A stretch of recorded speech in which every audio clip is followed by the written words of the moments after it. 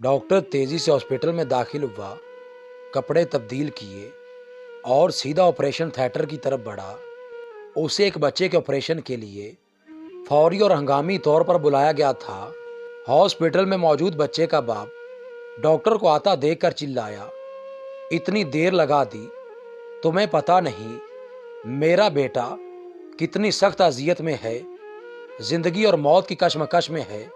तुम लोगों में कोई एहसास जिम्मेदारी नहीं है। मुझे अफसोस है मैं हॉस्पिटल में नहीं था। जैसे मुझे कॉल आई, मैं जितनी जल्दी आ सकता था आया हूँ। डॉक्टर ने मुस्कुराकर जवाब दिया, अब मैं चाहूँगा कि आप सुकून से बैठिए ताकि मैं अपना काम शुरू कर सकूँ। मैं और सुकून से बैठूँ। अगर इस हालत में तुम्हारा अपना बेटा होता तो क्या तुम सुकून से बैठते? अगर तुम्हारा अपना बेटा अभी मर रहा हो तो तुम क्या करोगे? बाप गुस्से से बोला। डॉक्टर ने फिर मुस्कुराकर कहा, हम मट्टी से बने हैं और एक दिन हम सबको मट्टी में मिल जाना है। अल्लाह बहुत गफूर और रहीम है। डॉक्टर किसी को जिंदगी नहीं देता, ना किसी की उम्र बढ़ा सकता है। अब आप आराम से बैठें और अपने बेटे के लिए दुआ करें। हम आपके बेटे को बचाने की पूरी कोशिश करेंगे। बस इन लोगों की नसीहतें सुनो, चाहे तुम्हें इनकी ज़रूरत हो या ना हो। बच्चे का वालिद बड़बड़ाया। ऑपरेशन में कई घंटे लग गए, लेकिन बिल आखिर जब डॉक्टर ऑपरेशन थिएटर से बाहर आया तो उसके चेहरे पर मुस्कुराहट थी। तुम्हारा बेटा अब खतरे से बाहर है। अगर कोई सवाल है तो नर्स से पूछ लेना। ये कहकर वो आगे बढ़ गया। कितना मगरूर है ये आदमी।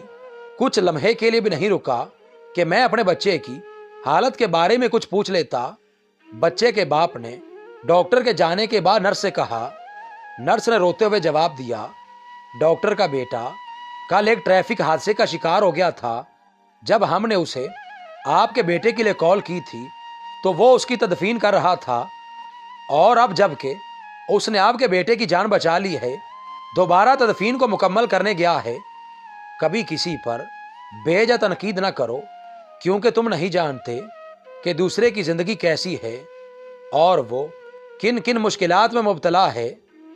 तुम नहीं जानते कि वो तुम्हारे काम आने के लिए कितनी बड़ी कुर्बानी दे रहा है। इसमें एक बहुत बड़ा सबक है।